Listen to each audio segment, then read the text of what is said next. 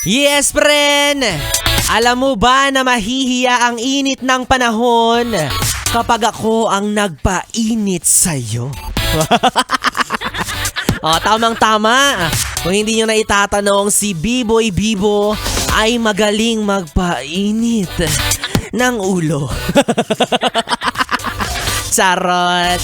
Yes, friend! Kasama mo na ang bibi mo sa radyo, DJ B-Boy Bibo! Yes, friend! Isang maalinsangang gabi ng Huwebes sa pagmumukha ninyong lahat. Naway nasa komportable kayong lugar. Diba? Kasi ang hirap-hirap gumalaw kapag mainit ang panahon. Kapag ganitong maalinsangan, marami ang nagsusungit, nagngingit-ngit, nagagalit. Kasi marami ang iritable. Oo nga naman, diba? O kaya naman, naway bawas-bawasan mo muna ang pagiging maligalig mo, pagiging malikot, pagiging masyadong maharot sa jowa mo. Yung tipong ang lagkit-lagkit na nga, yapos ka pa ng yapos. Ay, naku ka. Pero sana all, no, may yumayapos. Ako kahit mainit, kahit lapot na tayo, yakapin mo lang ako, go lang. Kesa naman yung walang yumayakap, mantumal. Diba? Ang init-init. Yung bawat kibot mo, no, may lumalabas na likido sa bawat kanto't sulok ng katawan mo. Parang lahat basang-basa sa'yo, ganon. Diba? Hindi sapat yung good morning towel. Parang kailangan mo yung pang beach na tuwalya. Diba? O kagaya ngayon, kahit gabi na, Diyos ko, nanonood pa rin yung init hanggang singit. Grabe na ito.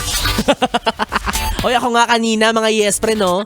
Ang pasok ko sa trabaho alas 4, isipin nyo ha, may araw pa ng mga oras na yun. Pero ang init pa rin kahit palubog na yung araw. Imagine, umalis ako ng bahay bilang tao, pagdating ko dito sa opisina, munti ka na ako maging abo. Ay nako, kaya mga yes friend, mag-ingat-ingat po tayong lahat, no? Dapat kapag lalabas tayo, meron tayong mga baong payong. Alay mo yun, nagpapaalala ako ng ganito kahit gabi na. Bakit ba, diba? O kasi karamihan sa ating mga yes friend, tamad magbaon ng payong. Lalo na kapag yung mahabang payong. O sabi nila, hindi daw kasi nakaka-Gen Z yung ganong klase ng payong. Pang lola daw. Grabe naman yan, oy. At syempre, bukod sa payong, pwede rin kayo magbaon ng iba pang mga proteksyon.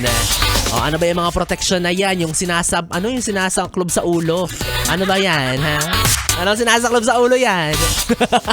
Sombrero, ikaw talaga. Diba? Pwede kayong magdala ng tubigan. Yan, ako napakahalaga niyan. Dapat stay hydrated, mga yes friend. Mahirap nang ma-dehydrate, mahirap nang matigang matuyo. Ang lalamunan at ang katawan. Kawa, anong iniisip mo, ha? Pero alam mo ba na kahit uminom ka ng malamig na tubig at maligo ka ng tubig na may yelo, ay hindi mo pa rin matatakasan ang init ng pagmamahal ko sa iyo. Rar. Ganon. Ganon magpakilig ng jowa. Ganon magpatindig ng balahibo ng taong mahal mo. Palibasa ikaw, magaling ka lang magpainit ng ulo. Oo, di ba kanit kamot-anit talaga sa'yo, be. Tapos hindi ka pa marunong manuyo. Kapag galit yung jowa mo, ikaw na ngayon may kasalanan, tapos gusto mo galit ka rin. Ano na lang patutunguhan yun yan, diba? O, wag ganon ha, ang jowa dapat minamahal yan. Pero kapag matigas ang ulo, dapat palitan. Diba? Yung jowa mo na akala mo siomay sa steamer, no? Laging mainit. Hot na hot. Yung tipong onting kibot, laging irritable. Hindi mo matimpla kung ano ba talagang gusto niya. Hay nako! Kaya kapag ganyang nakakarinig ako ng mga away jowa, yung tipong nasa mall ka tapos may nagmamaktol na magsyota. Ay, naku, napapasalamat na lang ako kasi biyaya na rin talaga siguro yung pagiging single. Wala kang pinoproblema, diba? Pero kung magkakataon man, no, nabibigyan si B-Boy Bibo ng jowa, ay, kinikilig ako bigla. Basta ako, kahit ganyan yung ugali mo, handa akong maging siomay. Lalo na tuwing tinutoyo ka. Pero, Kapag hindi na kita matansya, papatulan na kita. Charot. Wala na miss mga yes friend, kapiling nyo na ako, DJ B-Boy Bibo, ang DJ na single, ready to mingle.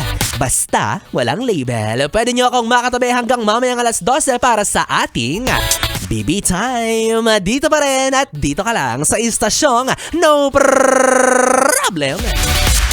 Ang 101.1 Yes FM Solid.